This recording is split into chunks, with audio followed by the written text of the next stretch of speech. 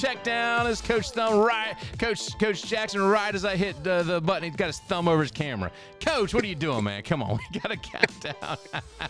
Hey, it's the FCS CheckDown. Nathan McCreary, Coach Ron Jackson, and special guest Timothy Rosario from the BlueBloods, a contributor to the FCS Central and Sports Illustrated, or on Sports Illustrated. We're going live just a little bit. See a couple people joining us here, and kind of prime us a little bit before we start getting into the action and talking some FCS football. But Timothy, we tried to hook up a couple weeks ago. So happy you could join us from Reno, Nevada. Tell us just a little bit about yourself and why you love FCS football. Yeah, so first of all, thanks for having me on. Super appreciate it. Love anybody out there that's talking football, especially football at this level, because you know that they enjoy the game. So love to see the different folks out here doing that. Yeah, so for me, kind of weird that I'm being into FCS football, only because like Nevada doesn't have an FCS team. Right. UNR, where I went to school, used to be FCS like forever ago. Chris Alt, the Pistol, like I'm sure people are kind of familiar with that. But they've moved up for a while. Really, what kind of got me into it was like I played when I was in high school. Then right out of high school, didn't play college, but kind of immediately got into coaching. Was coaching high school there for a while. Then started having kids, and coaching became more difficult. So I was just kind of looking for something. I had a couple kids they were from my high school, actually, that were, I don't know if you remember, Tommy McCormick was an All-American safety for Idaho. He graduated last year. Yeah. So he was on my brother's high school team. No kidding. And so I started following him. And then I'm like, dude, this whole FCS thing is really cool. Like I said, I was a coach. I love, schemes, X's and O's, that kind of a thing. It just feels like a more pure kind of football. You know what I'm saying? Like It's not so reliant on just talent, like, the SEC or the Big Ten, where like it doesn't matter. Like, and so I really enjoy that there's a bunch of different schemes, that there's a lot of creative coaching. And I just went headlong into it. Ended up meeting up with Zach McKinnell over at the BlueBloods, and just kind of gone from there. No, we love Zach. We love Zach. Matter of fact, I just got a chance to watch him and Craig Haley do the podcast that they do, and it's not Stats Perform, but it's the what's the podcast that they do? Dang it. FCS Edge, I think. Thank you, FCS Edge. Yes. And he's just a fantastic. I'm just like, I love the way he thinks. I love his demeanor. I think he's just an interesting character. And I actually liked him. I like him better in the light. He kind of sits in like a living room or something. There's some stuff behind him. Before, he was like this mysterious guy with the blue light hanging behind him. And and he is so sharp and so knows the football, knows the game. So what areas of football did you coach? So I was mostly a defensive guy. Shout out defensive football. But did pretty much everything. I played linebacker, so that was always where I was most comfortable. But when you show up to a high school team, they're just going to throw you wherever. Yeah, of course. So I've done DBs, I've done D-line, I've done kind of all of it in there. But linebacker is where I am at heart. So, and I had a chance I was part of the Kennesaw State broadcast team when they started up their program, and was around Brian Bohannon. And I talked to Coach Bohannon early on, and there was rumors that he was bringing the Paul Johnson spread option offense to Kennesaw State. And there were the boosters were like, we don't want that. And then when they hired Bohannon, he looked at me and he's like, it's the way we're going to win immediately. It's the way we're going to win immediately. Right. And he was right. And I got a chance to see him develop that young team from nothing, really, to develop them. And like you said, it's way more about raw talent. There's something about the coaches at the FCS level that have to draw out the best of those young men. And that's a life thing, in my opinion. And Coach Jackson, chime in here when you feel like you want to. But it's a life thing. And I got a chance to see Bohannon grab those kids and turn them into men really coming out of high school. They changed the rules that you could not block below the knees outside the tackle box, and that really messed up the spread option and put a lot of pressure on him and what he thought was the winning recipe. But Kennesaw State is the most successful startup. UTRGV may beat them now, but Kennesaw State is the most successful startup. I wish they'd stayed FCS. I really do. I think it's a mistake. They're having a great season. I'm very happy for them. But you know what? I look at it and go, they're going to be they're gonna be bowl eligible likely, and go to what, some silly bowl that no one watches and pays attention to. Whereas the FCS playoffs stadiums were packed. You have a chance to go to Frisco or Nashville and play for a national championship at your level, and I just think that's so much more valuable than hoping you get to the Alamo Bowl Dome or whatever, or their Music City Bowl or whatever the case may be. And sorry, not the Music City. I mean, that's a great one, but Coach is going to join us from Tennessee. But anyway, Coach, what are your thoughts on the difference of the FCS level and just kind of as you amp up and have a chance to see different levels of football?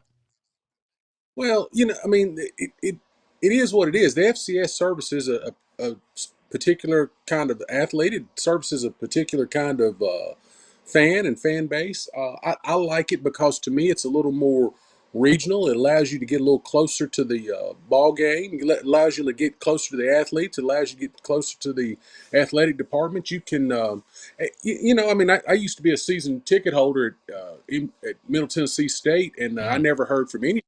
And, I'm a season ticket holder now and get contacted by the ticket department all the time. So, I'm like Mr. Rosario. I tend to like FCS football because it's more what I consider real football.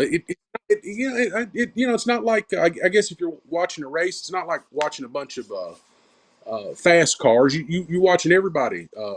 Whatever kind of car you got, you can get in the race and take off. So really, what I was wondering from Tim is, as you're covering things, what I want to ask you about FCS fan bases.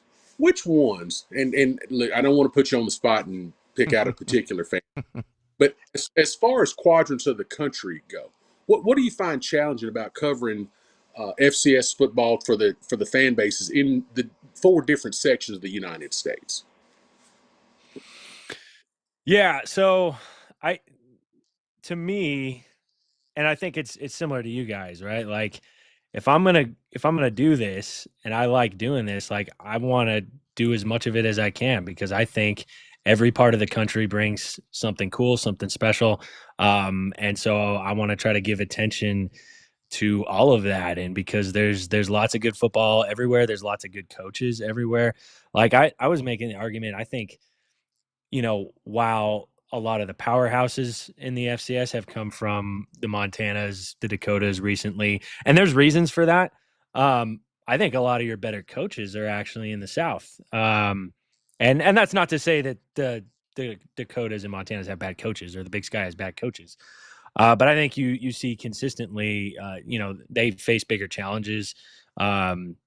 There's just a difference to what they're doing there. But I guess the challenge is just the breadth of it then, right? Like, because, hey, yeah, one, we want to give attention to, the teams that are number 1, number 2, number 3 in the country, and the teams that are going to be national title contenders.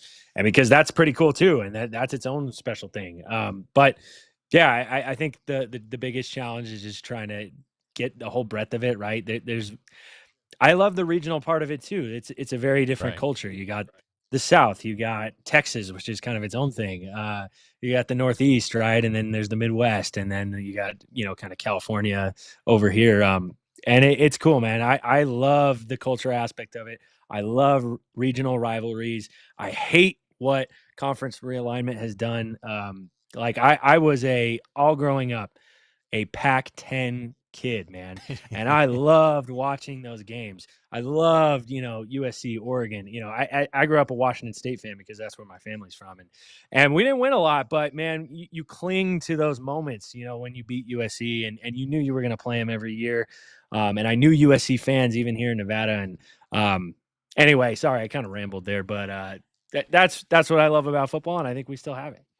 Well, you're already getting invitations to North Alabama to go tailgate of Coach Jackson. I would love it. We had a chance to, and I was texting with Brandon, and he was nice enough to share his the recipe for his mustard slaw for hot dogs. And man, I'm like, holy crap, that's another thing regional. You get to try some great regional food. But I want to welcome everybody in. We kind of started a little bit and primed it with Tim Rosario, who's our guest again. BlueBloods, a contributor to Football Central and on the Sports Illustrated. Going to be talking FCS football. I'm so thankful that you guys are joining us. It's a big weekend for FCS football. Coach Jackson, of course, myself, and Brandon Joseph still on assignment with babies. So we're always love to mention him because he's still going to be a big part of this show, and as always, he's just got family stuff, and we honor that. You'll see on the scrolls the top 25. I don't think a whole lot changed in the top 25. Idaho did drop out, Tim, and I just asked you about that. The drop of teams like Idaho and Furman, I think, to me, are a kind of a little bit of a shock. I know that you have a coaching change there at Idaho, but they just have been consistently good. Just real quick, your thoughts on Furman and Idaho, just not being a team, two teams. And now this is a totally from left field, by the way. Timothy was not prepared for this at all. Just your thoughts on those two teams and their disappointing season. So I guess to speak real quick, so I'm a voter for the Stats Perform FCS Top 25. I haven't had Idaho ranked for a few weeks. Yeah. Now I was probably the first. I mean, I don't know everybody's ballot, but I think of all the people that put him out there, I was the first one to drop him out. I kind of expected a year a little bit like this. I think some of the losses have been surprising, but they lost so much, man, in the portal. Yeah. And listen, Coach Eck did a great job. They lost a ton of guys. And when you're at this level, it's not that easy to just replenish. Especially, we're talking like offensive line, you lose a lot of those guys. They had been really, struggling to build that part back up. It's tough when you're in that region and there's just not that many great options, frankly, for offensive line. And a lot of them are going to Montana or Washington State or University of Washington, Oregon. So yeah, I'm not surprised. I think, for Coach Ford and them, it's more about hey, can you keep the team on board? Can you continue to develop them? And, can you turn that corner as a program? Because you're going to have to rebuild it a little bit. Mm-hmm. For Furman, I was calling out last year in the preseason that they were going to have a tough year. Last year they did. And I think this year they're taking a step. But here's the thing. Coach Hendricks, he's not a big portal guy. Mm-hmm. They don't take a lot of portal guys. He's a great developer. They don't lose a lot of guys to the portal either. But sometimes that means you're playing a lot of young guys. And they had a great team a couple years ago. This is how football kind of used to be, if you remember. Right. I say if you can remember, it wasn't that long ago. You have a really good senior class, you make a playoff run, and then you have to reload and rebuild. And last year they weren't really good at all because they were playing a ton of underclassmen. This year they've taken a step, and I would expect next year to be that team that really then competes for the Southern Conference. Yeah, and Trey Hendon as their quarterback, it just has too many interceptions, turn the ball over. That is a bad recipe for that. Coach Jackson, when you talk about coaches that haven't had a good season, Southern has fired their head coach and are moving on. You're just your thoughts on Terrence Graves being fired there at Southern. You can obviously chime in on the Furman and the Idaho as well. Yeah, well, one of the things that I wanted to ask him, I wanted to follow up since he's a voter. How difficult is it to put your poll together on a weekly basis? I think it's actually more difficult to rank the 50 or 10 through 25 than 1 through 10. So tell me how you go about that, because it's not like it's not like we've got coverage and we're covering these teams like they do it at the FBS. So it's kind of hard to start the poll to begin with. But take me through your process of getting your ballot ready and turn it in, please, sir. Yeah, I appreciate that. I'm probably one of the last ones to always turn it in. Craig's messaging me or whatever because I want to make sure I do a good job. Like, like if I'm going to do it, I want to make sure I give every team the shot and the look over that they should get. And I don't always do it perfectly. In fact, there's a lot of times when I put it out and I'm like, shoot, I should have moved this team up or down. You nailed it though with, like, a lot of times, especially at this point in the season, the top like 10 to 12 is fairly easy. And you could have Tarleton at 3 or Montana at 3 or Montana State at 3. I don't think that's a huge deal. Montana fans will tell you it's a huge deal, but whatever. Tell you the same thing too. I told one of them that I would have Tarleton ranked, and they went plumb off on me. But that's the way. But I'm sorry. Go ahead. No, you're good. Yeah, they, it's all right. It's okay. But no, you're exactly right, because frankly, like, you get 13 to, I'm not kidding, like 35. There's not a huge difference between those teams. There just isn't. Like, we use 25 because that's what they've done forever, but that's just a number. Like, right. You know what I mean? Like, there's basically no difference between team 20 and team 34. You know what I mean? Like, so yeah, that's when it gets really tough, and you got to decide. What I try to do is I lay out. I got a handful of different spreadsheets. I'm a big math formula guy, so got lots of different spreadsheets going. One where I try to get a good feel for, like, who do I think the best teams are, like, lack of a better term, like, who do I think would win on a neutral field, that kind of a thing. But I think you have to balance that with, like, at the end of the day, that's not the most important thing. The most important thing is what'd you do on the field? What results did you get? So I think it's a balance between those things, and I try to do my best to balance those out. But yeah, I mean, that's kind of my process. Break it down that way, and I do my best to get it right. Well, you shoot me down, because I've been. I've started this the last couple of weeks, and I know a lot of folks think I'm crazy. And like I said, you can shoot me down, but knowing what you know and ranking how you do, what are the prospects that the Pioneer League gets 2 teams in this year instead of just 1? So that's a great question. I think there is only one scenario in which that can happen, and that is if both Drake and Presbyterian go undefeated in the Pioneer League. It's got to be that. Because I call it unfair or whatever, the only chance Presbyterian has, and it would have to be Presbyterian getting in as an at-large, is if they're 12-0. Yeah. People might hate this, but there's a chance they could get left out even at 12-0. I would not agree with it. I don't think I just don't know though. Like, it's a committee, right? Like, it's a bunch of guys. Like, I don't know how they're going to think. The part of the problem is, they're 12-0, but 2 of those games are non-D1 games. So really it's more like 10-0. In my opinion, if you haven't lost a game, you deserve clearly a shot to keep going, right? Like, you shouldn't be able to tell a team that hasn't lost a football game that they can't keep playing.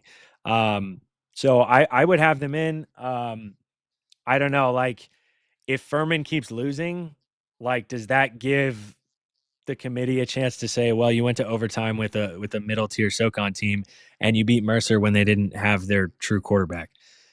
Are they going to say that? Like, they could make that case. If they're 12-0 and don't get the auto bid, they should get in. I don't know if they will. Yeah, it's tricky, but I know we're on a little bit of a time crunch. So, Coach Jackson, I'm going to jump into our game picks, and we'll have some time to talk about some stuff as Tim has to bail on us Jeez. He loves the numbers. He lives in Nevada. I don't know what could he be up to, but all right, let's jump into our previews for this week. And first, it's a Friday night matchup. It's Montana, Sacramento State, 10:30 p.m. ESPN2. Last matchup, Sac State got absolutely smacked by the Grizz, 34-7. That was in 2023, by the way. Montana owns the series, 21-4, and of course, won last. They're just on a one-game win streak. Kelly Ayat is legit at quarterback. He is awesome and really stepped into his own. Remember last year he split time with Logan Fife? Well, he's really grown up and matured. Sacramento State, new head coach rather. They're leaning on Cardell Williams, that quarterback. He's splitting time with Jaden Rashada as well. So you kind of got to watch that go-go offense. What are they going to look like? They're pretty good on the ground. They're finding their way through the passing game. Grizz and Sacramento State. And this one, let's go ahead and jump in. And Timothy, I'm going to let you jump right off the bat. Talk about Montana and Sac State. What you thinking? I mean, obviously, all the headlines are about some of the commentary heading into this, which we probably don't need to get into. Yeah, but Wood, the president there at Sac State, called them called Grizzlies the Pandas, and had called them JV before. Is what you're referring to. Yeah. And then Coach Houck called him a clown. So, it's all good. Hey, listen, here's the thing, though. Like, I don't know about you guys, but some of that stuff is more fun for us out here. Like, those two teams are going to be locked in. It's Friday night on ESPN2. It's not like anybody, wasn't going to be playing hard, and now they are. Listen, here's the thing. Sac State, I think maybe has a better chance than people think, only because I think the weakness of Montana is still on the defensive line. Their back seven is pretty good. I mean, it's one of the better part of their teams. So there's a chance that Sac State could really run the ball well. And Montana's rushing game has not been as good in conference.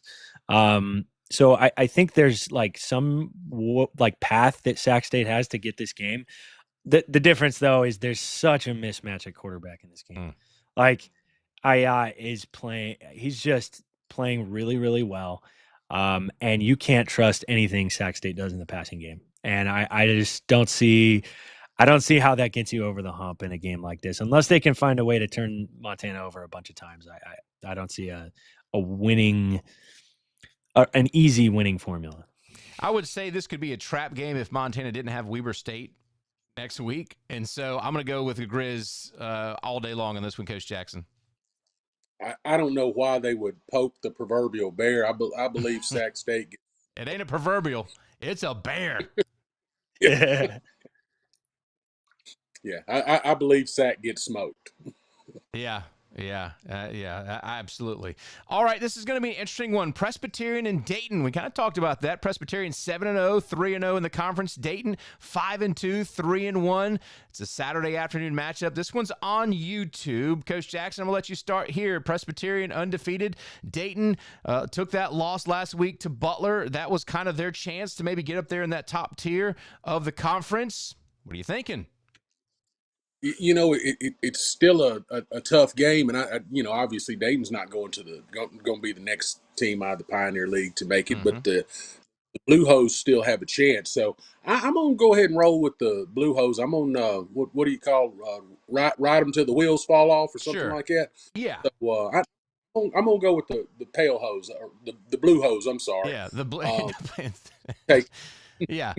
Stingy defense in the red zone for Presbyterian, Timothy. They're actually pretty good offense and defense. I worry about this game for Presbyterian, though, because Dayton lost that game to Butler. They didn't have their best game.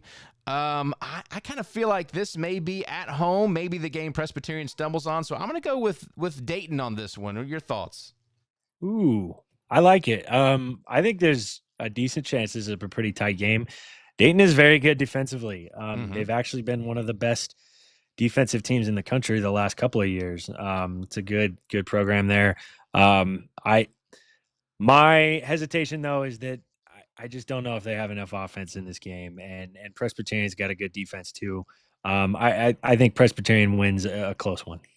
Yeah, I think it could be a shootout. I think it could be really fun to watch. So we'll see how it goes in that one. So, yeah, I'm going Dayton. You guys got Presbyterian. All right, up next, let's see. We will go to... Oh, yeah. Southeastern Missouri and Tennessee Tech. Of course, Tennessee Tech, they're 7-0 and 4-0. At home, SEMO rolling in at 1 o'clock on ESPN+. This one should be good. I'll start here. Tennessee Tech, I don't think is going to have any problems with SEMO. I think a year ago, this game is going to be a lot closer. 2 years ago, SEMO may win. Tennessee Tech is rolling right now. Their offense is playing extremely well. They have over 500 yards of offense per game, second in the FCS. Really impressed with Tennessee Tech. Give me the Golden Eagles, Timothy, all day long in this one. Yeah, give me Tennessee Tech. They're giving up like 50 rushing yards per game at like 1.6 per carry. Just nasty. Coach Wilder and them doing a great job. Yeah, and I think that there's all this conversation is, I mentioned Southern coach got fired, some FBS coaches getting fired. All of a sudden, Wilder's names being thrown out there as a future FBS coach, along with Brent Vegan and Tim Polisak. So it's pretty funny that he's turned it around. Coach Jackson, who you got here? SEMO's probably going to be the most athletic team or one of the more athletic teams that Tennessee Tech has faced this year, and they're going to get back on the bus after the ball game because I believe Tennessee Tech's probably going 35-14 is where I'm going there. Whoa. All right. You think it's not going to be close. Brandon Haddock mentions TTU as well. We'll turn our focus to South Dakota as Illinois State, number 18 team in the country, the 21st ranked team, South Dakota. Lots of questions around these teams. 3-3 for Illinois State. South Dakota 5-3, 3-1, 0-2 for Illinois State. They're both ranked. This is a 2:00 afternoon game. ESPN+. I don't like this game. I really think that both these teams struggle, and they may have been flash in the pan at times this year. Some smoke and mirrors going on. South Dakota's climb back in the rankings this week with a win. Timothy, I'll let you start here. Illinois State on the road at South Dakota. This is a tough one. I think both teams have struggled, at times really playing the better teams on their schedule. This really could be a playoff elimination game. I don't know if it is immediately, but it's not probable that either team runs this rest of their schedule. So I think it's a really tough path if you lose this one. I'll take Illinois State just barely. All right. Illinois State owns the series 8-2, Coach Jackson's. The last time these two teams played was in 2002. I tell you what, I don't like this pick at all. I'm just going to go with the home team. I'm going to go South Dakota on this one. Yeah, I kind of agree there. I'm going to go with the home team. I wish they'd kind of get together before the game and just decide loser blows up their logo. Wait a second. You don't like the South Dakota logo with the claw and the Paw Patrol? It looks like the Paw Patrol logo to me. So now, boy, hey dog. Oh boy. Well, you're really not going to like this one up next, Coach. Tarleton's number 3 team in the country facing Eastern Kentucky, 8-0 for Tarleton State. Eastern Kentucky took a thumping last week against North Alabama. They're 3-4, 1-2. It's a Saturday afternoon at 3 o'clock on ESPN+. This game, I think, is important, as Timothy's going to have to call right back in here. This game is going to be important because I think you got a really ticked off EKU Colonels team, a very veteran coach in Walt Wells. I can guarantee this week's practice was brutal for EKU, and they know what they've got in front of them. I think this is why this is on the map, in my opinion. I think Tarleton may struggle against EKU here, so it's on the map, Coach Jackson. I know I'll let you talk through it if you don't want to pick because your son's on the staff there. You don't have to, but what's your thoughts on the game? Well, I mean, I don't mind picking. I'm going to pick them to win, but I'm going to tell you why, I guess. One, EKU's got something. It's a tough trip from Texas out to Richmond, Kentucky. Now, Tarleton brings fans every time they've come to the stadium. They brought a good crowd. They got a good team. I think that they're probably not might could get caught looking past EKU. And one thing, EKU's awful proud at home, and they've got I think they won last 9 or 10 at home. So yeah, give me the Colonels by 50.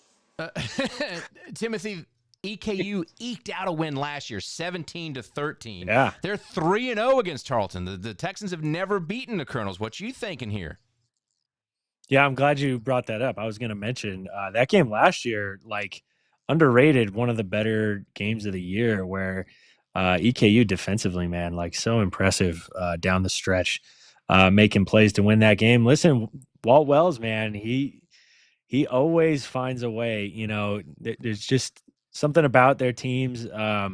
Yeah, I think this game's difficult for Tarleton specifically. I think they've got that scheme of theirs like figured out a little bit. Mm-hmm. I do think Tarleton finds a way to win, but I think it's tighter than people think. Yeah, I'm kind of with you. I think EKU, if somehow they could turn a pick six, a kickoff return for a touchdown, or special teams play, then they'd have a chance here. But their offense has just struggled so much. I think that's going to be the problem. Not on the defensive side, Coach Jackson. I think the defensive side, they're going to be fine. But Tarleton's going to win this game, but they do have Abilene Christian following up. Their following game will be Abilene Christian. Can't look ahead. Got to get past EKU, and they know EKU is a really good team, and I don't think they'll be caught looking past them, in my opinion. All right, we've got Bama State 4-2, 2-1. They're in the SWAC. Alabama A&M 4-3, 1-2. It's a Saturday again afternoon, 3:30 ESPN Plus.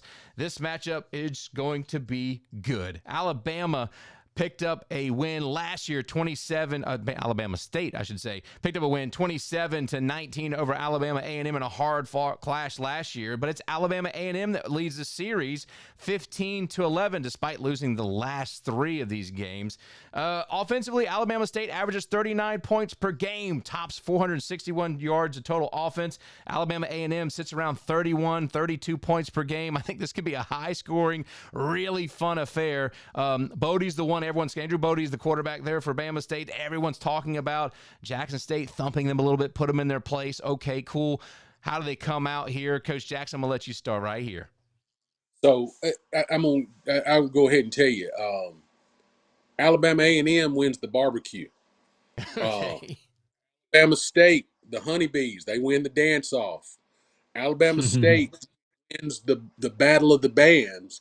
And Alabama State, 42-38, wins the ball. All right. Now, I'm with you. Like high-scoring affair. Bodie will show out, and Alabama State will pick up a win here, Timothy, in my opinion. Yeah, I agree with you guys. Yeah, Andrew Bodie's really special, man. He's a special player, tons of fun. If you haven't watched him, you should just go turn on the game. This is going to be a fun one, but I agree. Alabama State in the Magic City Classic. Yeah, and I think that nationally televised game with Alabama State early in the season opened them some eyes, and they've been fun to watch all season long. So love that. All right, up next, it's Northern Arizona. The Lumberjacks going to be at Idaho State, 4-3, 1-2 there in the Big Sky. Idaho State, I think much better than their record. Cody Hawkins, the head coach there, 6 p.m. Eastern start on ESPN Plus. Let me see what I got my stats here for this one. Talk amongst yourselves real quick. There we go. Yeah, Northern Arizona won the game last year 30-26. They own a 9-1 series advantage. They're won 3 in a row. They've never lost at home to Idaho State. Well, they're on the road, so that's a big problem for them. So we'll see how this one goes. Lumberjacks, the shine's a little off the NAU a little bit. Idaho State's a tough team at home. I'm going to go with the Bengals upsetting Northern Arizona, Timothy, on this one. Give me the freaking Idaho State. I love their logo. I love their uniforms. Idaho State in this one. I think they deserve a win. The throwing Idahoans, right? The throwing Idahoans. Back in the day, FCS champions. Yeah. while ago. This is going to be a really fun game. This is going to be another game that is probably, 40s, high 30s. I think this is a true like coin flip. Like, I just is going to come down to, whoever executes better later. Is there a turnover late that kind of turns the game? I'm going to go NAU just because of Ty Pennington guy. I think they had the bye week to kind of recalibrate. A couple of really tough games against UC Davis and Montana State.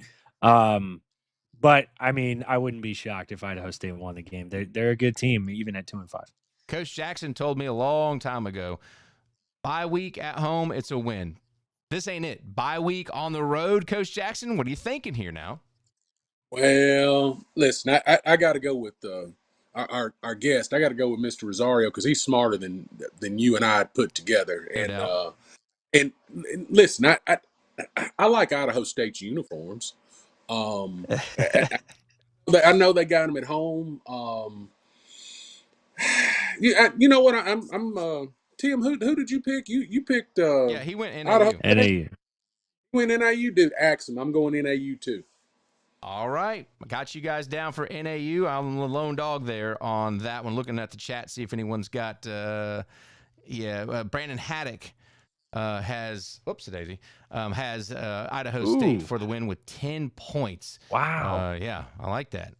Also, Ron Lowry says, do you want fries with that? Sure, definitely want fries with that. Close game, he says. Close game. All right, so we've got the next game, UIW and UTRGV. Incarnate Word 2-5, 0-3. Disappointing season.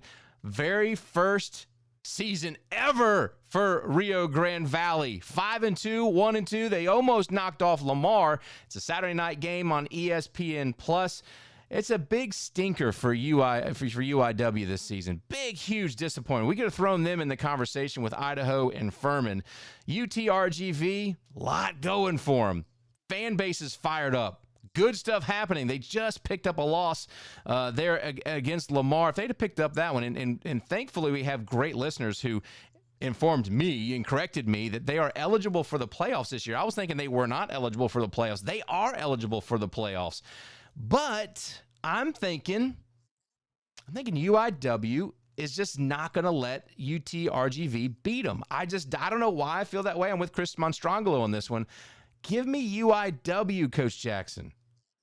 I got a UTRGV fan following me on Twitter, and he's giving me heck all the time. And he says I don't really respect the Vaqueros. And quite honestly, I just told him, I said, listen, dude, my lack of respect is getting them some respect out in the real world. So I'm going to go ahead and say it again. I bet you UIW runs them off the field. You know what? I don't mean that. They're better than what Grand Valley is a legitimate team. UIW is a little down, but I do think the Cardinals win. I think it'll be a little closer than what I would have expected earlier in the year. But yeah, I think they would. I think the Vaqueros score. I think they score 21, 24 points somewhere in there. I just think UIW scores 35. UTRGV scoring 45 points a game. Their schedule is not great. UIW still putting up 26, 27 points per game. I do like the kid there, the quarterback for UTRGV, but I don't know. I just don't feel this one, Timothy. What you got? So Incarnate Word is the better team. Despite those gaudy numbers against three NAIA schools. But Incarnate Word is the better team. My question is, where's that locker room at? Is the team still engaged? Because this is a team that had high hopes, and now you're 0-3 in conference. You lose last week to East Texas A&M. I'm going to pick Incarnate Word because I'm going to go ahead and trust that coaching staff over there to get them ready to go. But if they lose, it's because I mean, and it could happen. That team might be packing up. I mean, in this age of the portal, it's a danger, unfortunately. Kids could be thinking about where they want to try to go next. Hopefully that's not happening for Coach Killo over there. But that would be the danger area in this game. When it's good, it's good. When it's bad, it's bad, and that's they're kind of finding that out right now. All right, here's the big one. It is the number 1 team in the country versus the number 2 team in the country, North Dakota State, 7-0, 3-0 in the conference. South Dakota State, 7-0, 3-0 in the conference, and nationally televised. Well, actually, ESPNU, I think that's a subscription still, I think, was under some things. But it's 8 o'clock night. It's going to be a featured matchup. 10th most played rivalry in the FCS. It's the 118th meeting between these two teams since 1903. NDSU leads the series 65, 47, and 5, and won the last 2 meetings, including a 13-9 victory in Fargo last October. South Dakota State was ranked number 1. North Dakota State was ranked number 2. This one is going to be a fantastic matchup. Boy, you've got Cole Payton for NDSU. He is just the do-everything for the Bison, and then questions around Chase Mason, the quarterback there. Is he going to play? They think so. Their backup quarterback is Luke Marble. He's out of Smyrna, Georgia, Campbell High School, which was just around the corner from me. They had a terrible football team, by the way. I don't know how he got out to their southern, but he played most of the game last week. He's a redshirt freshman, transfer from Northern Illinois. Went 13 for 21, 189 yards, 2 touchdowns. Did have an interception against Murray State. But he ain't no freaking Chase Mason. This is going to be a great one. I've said from the very beginning, watching Cole Payton, NDSU is going to roll. I don't think it's any secret. My opinion is that this one might not even be close. I think North Dakota State's going to absolutely destroy South Dakota State in Brookings, Coach Jackson. I'm going to let you start, and then we'll do the drum roll for Timothy here as he makes this pick. Go ahead, Coach Jackson. Well, I got to figure out what I'm going to say. Slobber knocker. That's what comes to slobber with 3 B's and knocker with 2 K's. I think it's going to be a great game. Now, I think I don't like rolling into the tournament undefeated. And I've said all year that I think North Dakota State's going to win them all. So if I think they're going to win them all, this is one that they have to win. And honestly, I'm not so sure that a loss doesn't benefit South Dakota State more than it benefits. I mean, they're both going to be in the playoffs, and it could be a preview of the national championship game again. Offensively, I think North Dakota State flexes their muscles, and I'm like you, Nathan, or Nate, however you want to go today. I think that's probably the first time I called you Nate in 5 years. Well, we were talking this before the broadcast. I was asking Timothy, do you want to be called by Tim or Timothy? He's always going by Timothy because that's what his mama said. I was going by Nathan, but people seem to call me Nate all the time. It doesn't really bother me, but it's just one of those things, Coach. Well, wait, I know you found Abraham. Yeah. Yeah, there you go. What you got, Abraham? Go ahead. Oh, it's that? Okay. I'm going with the Bison. I think if it's not a close game, it just kind of gets away late. But honestly, I think it's just a preview of another matchup you're going to get a little bit later on. I think the loss benefits South Dakota State, but I do think North Dakota State wins. Timothy, this is a NDSU team that's good. They have 0 lost fumbles. 0 lost fumbles, but they're going in on the road, a huge win streak. I think Ron mentioned that I think it's 33 game win streak, something like that at home. Man, what a matchup. Can't wait to hear you. No pressure. What you got? Yeah, there's so much to this matchup to say that we could say. I think it's really exciting. One, I just love rivalry games wherever they are all over the country. It is going to be an absolute hornet's nest in Brookings at night. Love night games, by the way. Yes. Everybody should have more of them. Yeah, I mean, NDSU, for all their success, I think they've won 1 time in the last decade in Brookings. There's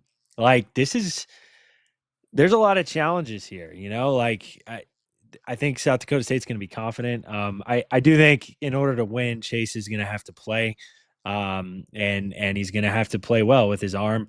There's a lot of just interesting facets to this matchup. I mean, I got a big preview up on the website, FCS Football Central on SI. You should go check that out. Yep, go check tons it of out. Numbers on there, tons of good stuff. this is by far the best defense North Dakota State has faced. So I think that's interesting. The best secondary, best pass rush specifically that they've faced. But at the same time, like, this is the most consistent offense in the country, and they're the most explosive offense in the country. Cole Payton has been doing some incredible stuff, man. Like, they track, like, different yardage amounts by the number of passes that you throw. Cole Payton's thrown 34 passes, 20 or more yards in the air, and he's completed 22 of them.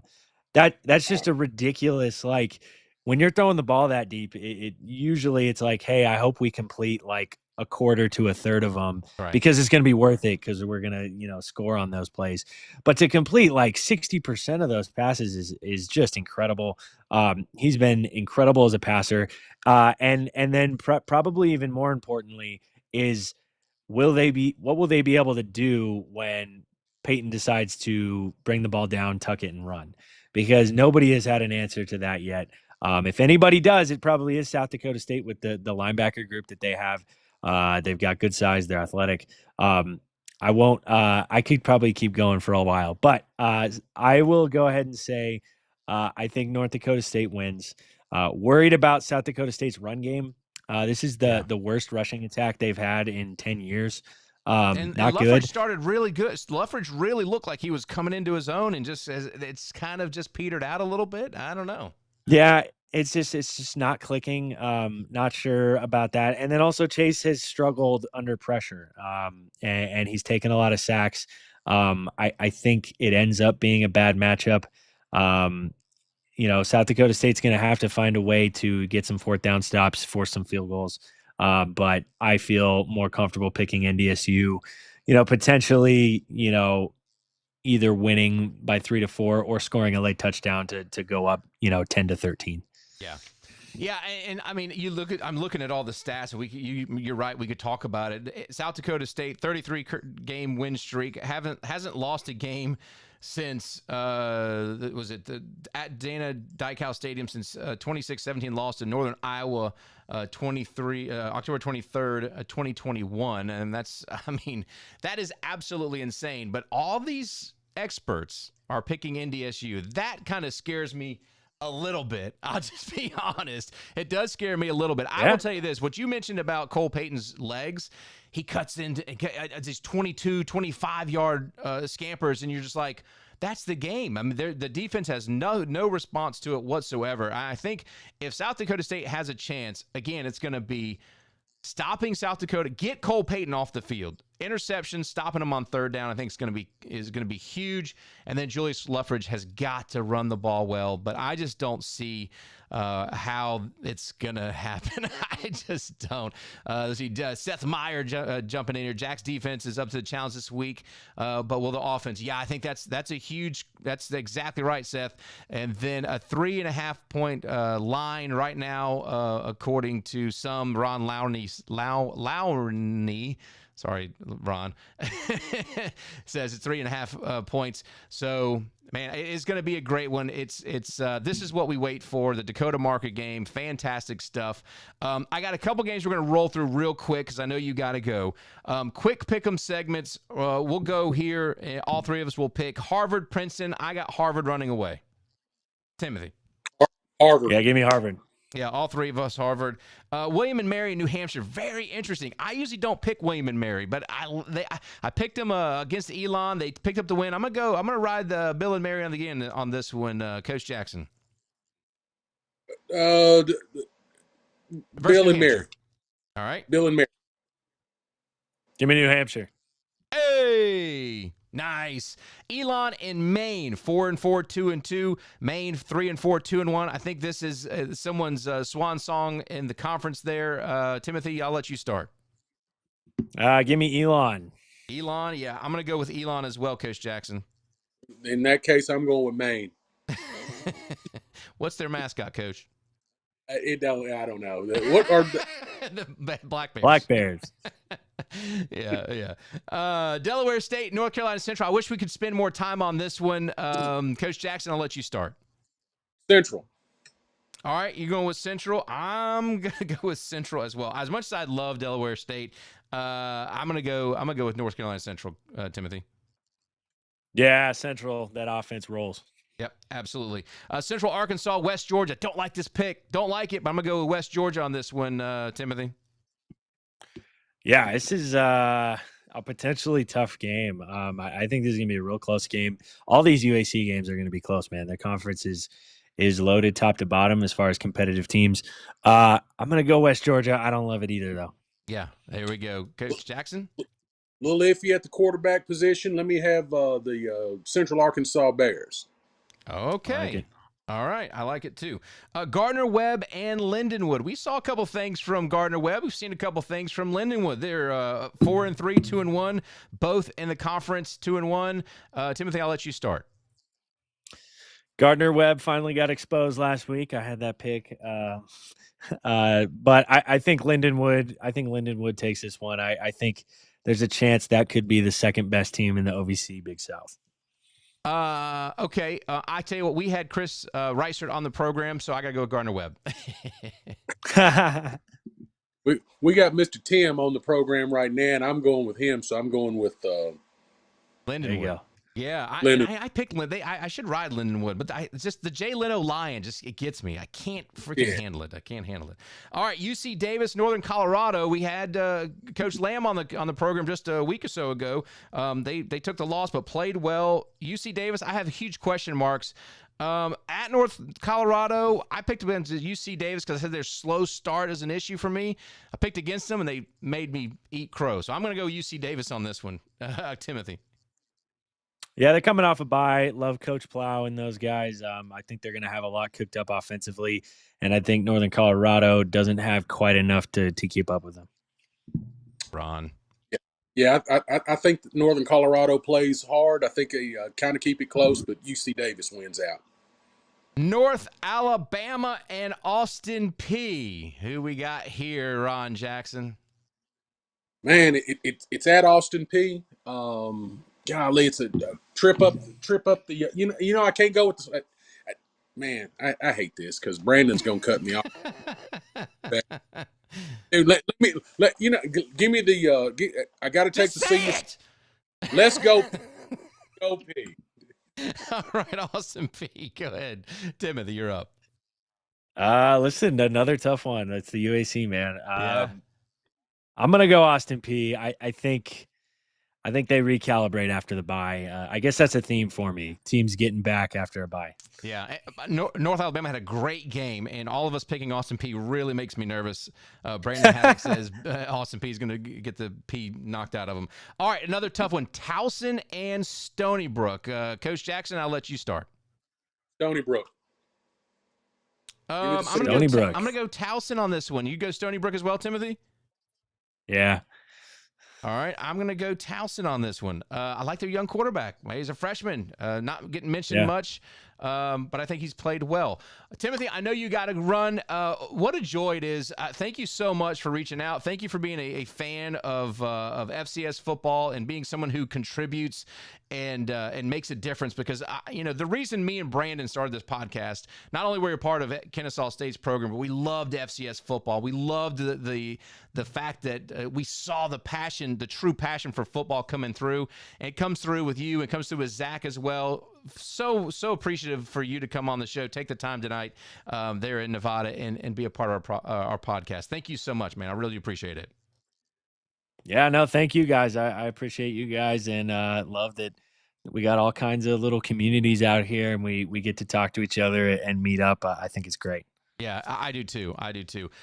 Go enjoy the family. Thank you again so much. We'll have you on again soon. Timothy Rosario, thank you so much. Have a great weekend, and we'll let you know how your picks went. I think I'm a little nervous. Actually, I'm really nervous. That's Timothy Rosario. Go follow him at Timothy_Rosie. But you can find him FCS Central and the BlueBloods. He does an amazing job around FCS football. Timothy, have a great weekend, my friend. Thank you guys so much. Thanks, guys. Timothy, yep, Timothy, so much. Thank you again. I like that dude.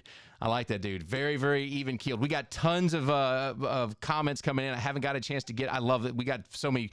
This is what I wanted. A bunch of people watching and commenting. Now I'm having to catch up. All right.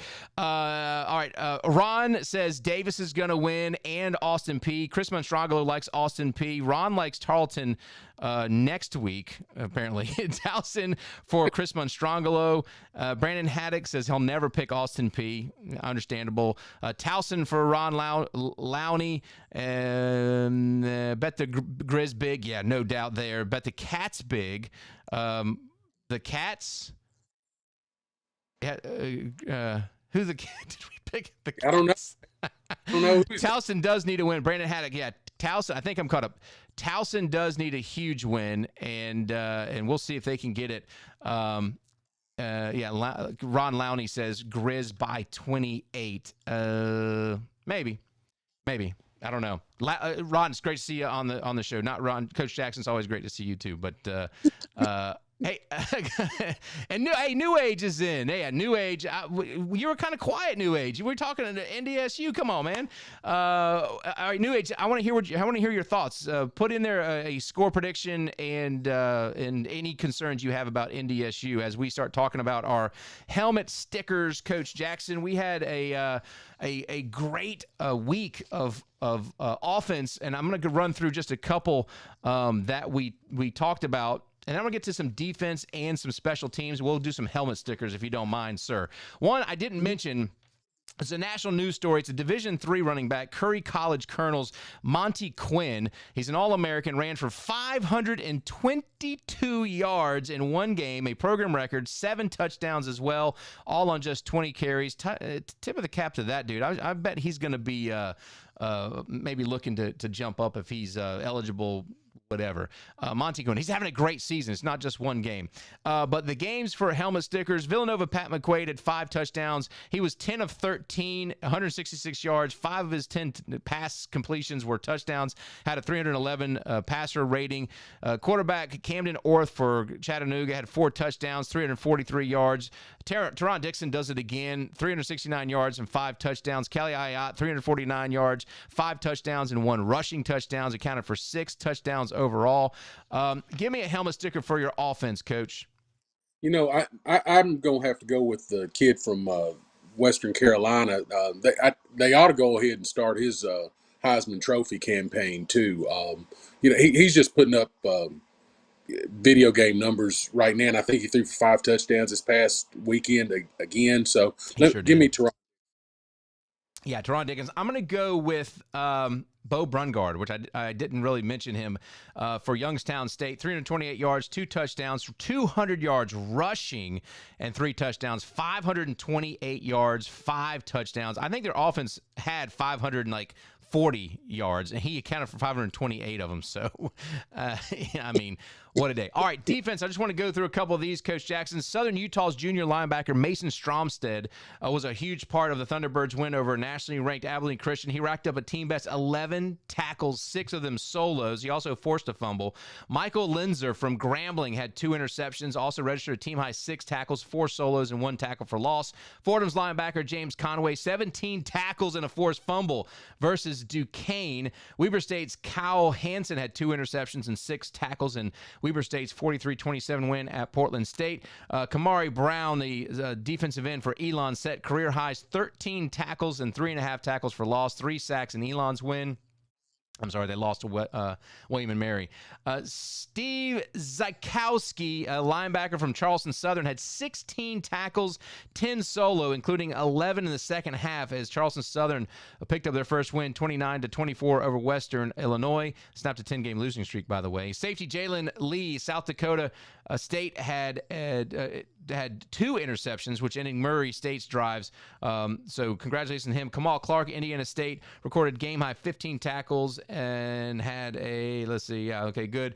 Dylan Scarborough from Morehead State, 11 tackles, 3 sacks, and held off Marist. Ken Moore, Western Carolina, had 2 interceptions and a tackle for loss. Xavier Galadetz, a wide receiver. Oh, a wide receiver here. I don't know why that's in the defensive part, but ETSU returned. He returned special teams. He returned a punt for 80 yards and a touchdown. Kyrie Anderson, East Texas A&M linebacker, had 12 tackles. Look at the special teams. folks, we had Zeke Mata, South Dakota, had a 58-yard field goal. Ethan Moss from Holy Cross, coach, a 45-yard punt per punt average, 7 attempts. He had a 67-yard punt. Congratulations to that young man. Ben Woodard, Lamar had that. He was the National Special Teams Player of the Week. He capped off a 23-21 win over UTRGV with a 53-yard field goal. There we go. Any stats stand out there for you on for the special teams or defense? The best one was the kid from Charleston Southern because that's their first win. It's a great performance and one of the great performance and a big win that they needed on Saturday. So congratulations to that young man. It's the longest name on here, so I want to get it right. It's Steve Zayakowski, I think is what I pronounced. So congratulations, Steve, on that. Very, very cool. All right, Coach, let's run through the conferences real quick, and we're going to say so long as we're right up against it. Big Sky, Montana, has got Sac State, Weber State, Eastern Washington, Portland State, and Montana State left. Any slip up? Do you feel like Big Sky is in the hands of anybody else but Montana right now? Montana and Montana State, that's about it. Tennessee Tech is leading. They've got SEMO, Gardner Webb, Eastern Illinois. They do have an SEC opponent, Kentucky, and then UT Martin to wind things out. I worry about that UT Martin game at the end of the season when you start having you're looking at the playoffs and you're having some injuries, but any concerns with Tennessee Tech?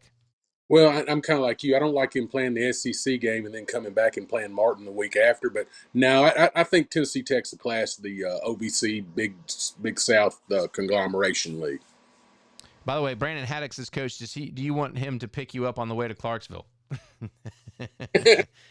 Dude, I would love that, except for I'll be headed to Richmond. Direction. Yeah. But when you go down, if you take your boys, there's a place called the City Forum. You need to take your boys to go have a good time while you're in Clarksville. Nice. By the way, I don't remember if we mentioned this. I think we did. The mustard slaw that you had with the North Alabama fans, the recipe is up. Brandon Haddock gave it to me. It is up. Check out at FCS CheckDown on X, and you'll see it, and it looks amazing. I mean, it's anyway. All right.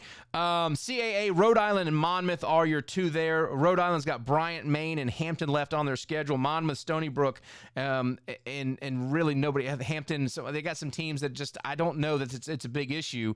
Who you thinking here? Rhode Island or Monmouth? Monmouth takes care of business, but Rhodey's still there too. I think both teams actually get in the playoffs, but I think Monmouth wins the league. Ivy League, Harvard, I think is it. I mean, they got Penn coming up. We picked the Princeton game this weekend. MEAC, we're not expecting anybody to have a playoff appearance. Missouri Valley, NDSU, South Dakota, and North Dakota. By the way, if North Dakota, they have both South Dakota State and North Dakota State in Vermilion. Not Vermilion, in Cedar City. Grand Forks. Where the hell is North Grand Forks. Thank you, Grand Forks. They both have to travel to Grand Forks.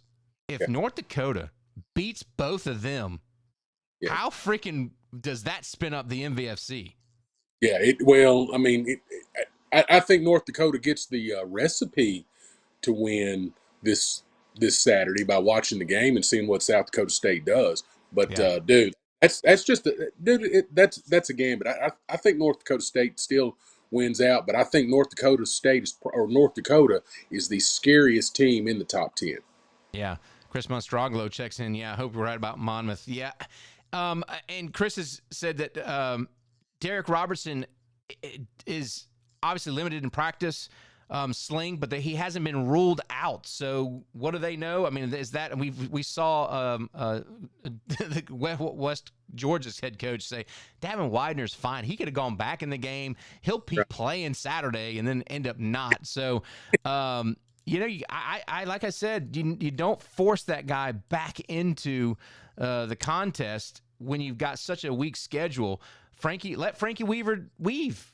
Let Frankie Weaver Frank, whatever you got to do, let him do his thing and see what happens. But get Derek Robertson healthy for the playoffs. That's the best thing Monmouth can do. What? And tighten up that defense. Oh, that's the big question mark. Yeah, that's. Yeah. In the NEC, Duquesne and Central Connecticut, both of them likely winner of the Duquesne Central Connecticut matchup on November 15th will likely determine who will go to the playoffs as the automatic qualifier. Patriot League, Lehigh has Lafayette on 11/22. Lafayette's got Richmond and Lehigh both left. Very, very tough, much tougher schedule for Lafayette. Yeah, Lafayette. Yeah. And someone else got me on the pecans and pecan earlier. Yeah. Whatever. I don't want to get into it. Pioneer, Presbyterian, and Drake, they don't play each other. Presbyterian's got Dayton and St. Thomas left. Drake has Butler and St. Thomas and Dayton left. I think it's a tougher route for Drake, but Presbyterian's strength of schedule may cause some problems if Drake does run the table. We'll see what happens. Any thoughts there? Three of the Tommies. Say that one more time, Coach. The Blue Hose need to be leery of the Tommies. That's the stumbling block on their way to the playoffs. They get by them. I think they're locked. Yeah, no, I agree with you. Western Carolina and Mercer in the Southern Conference. Western Carolina has Mercer on the 8th. Mercer has Chattanooga and Western Carolina left on their schedule.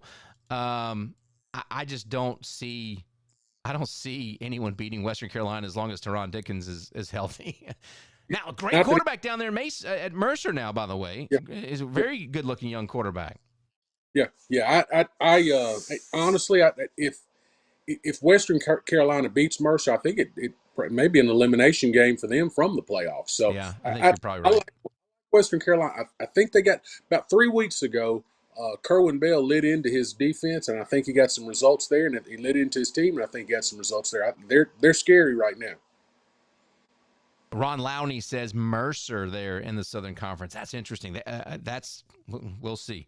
We'll see. One of the best competitions so far in the conferences is the Southland. Stephen F. Austin's got Lamar left. They do not play CeeLo.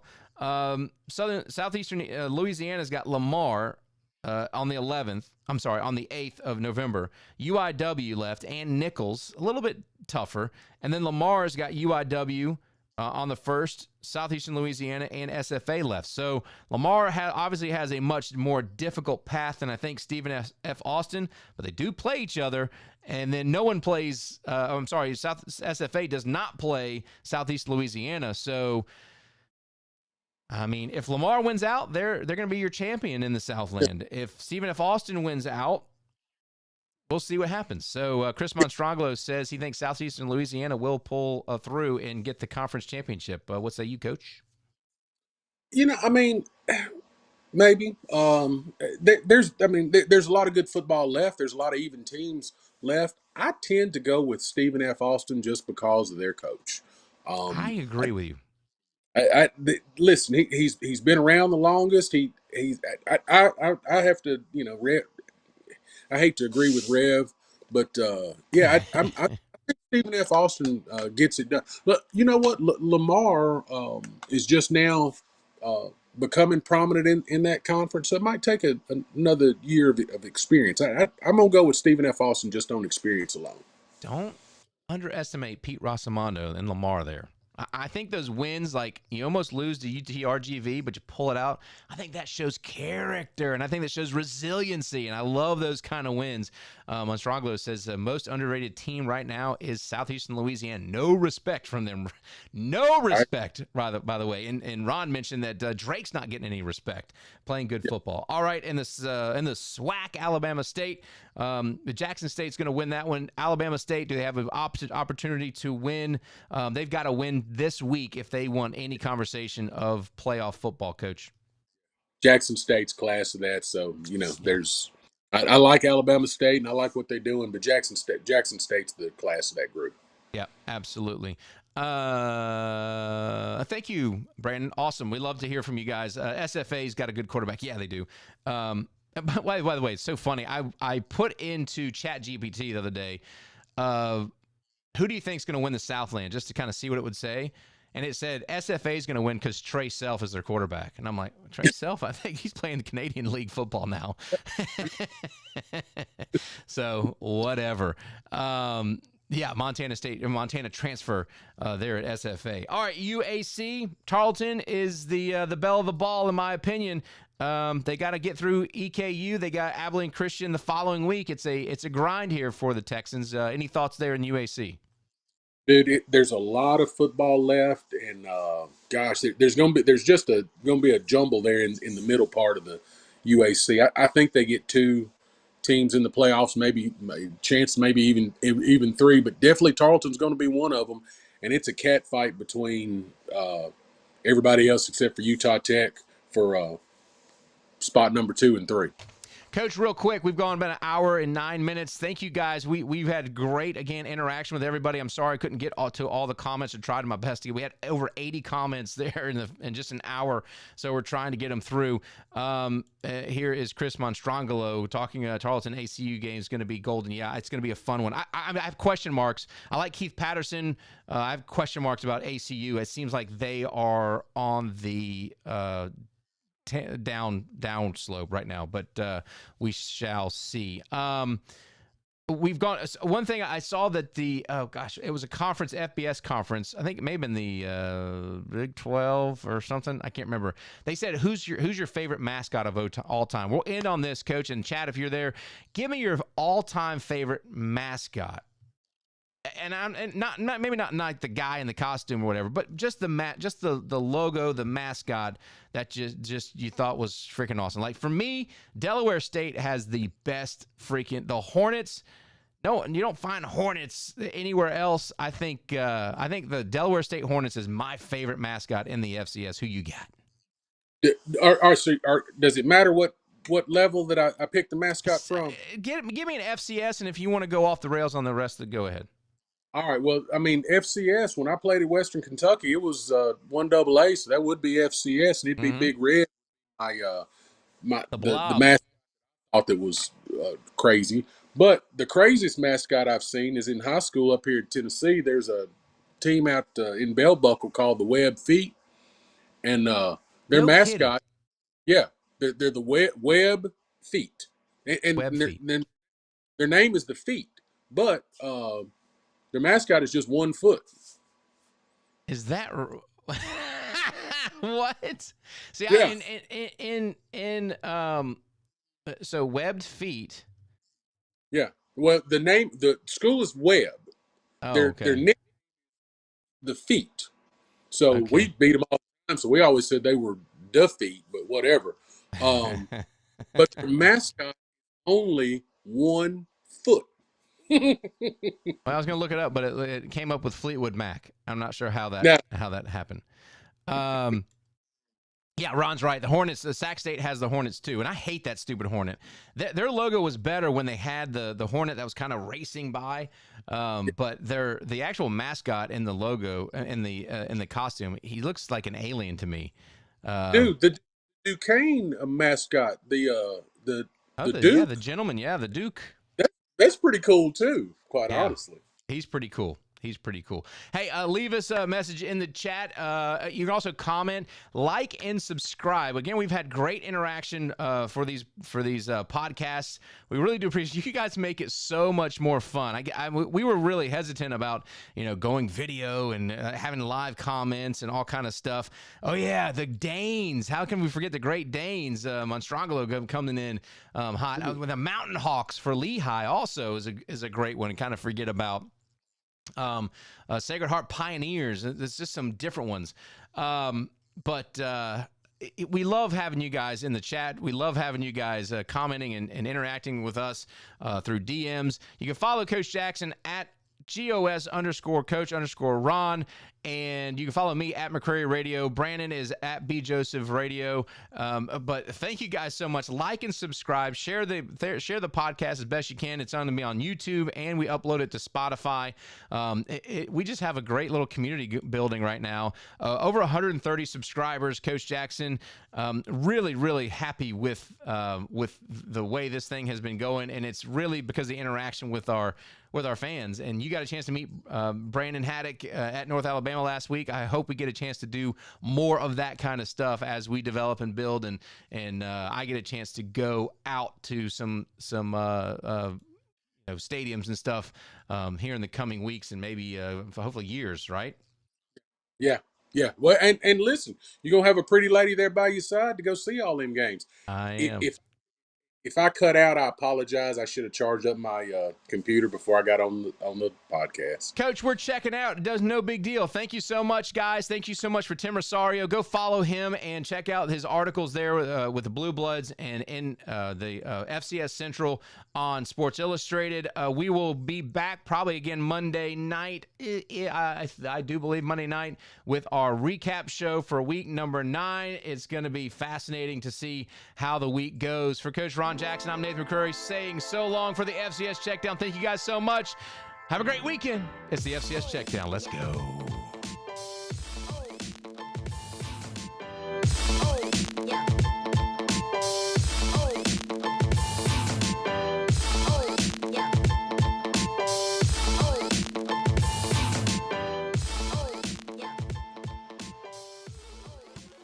Oh.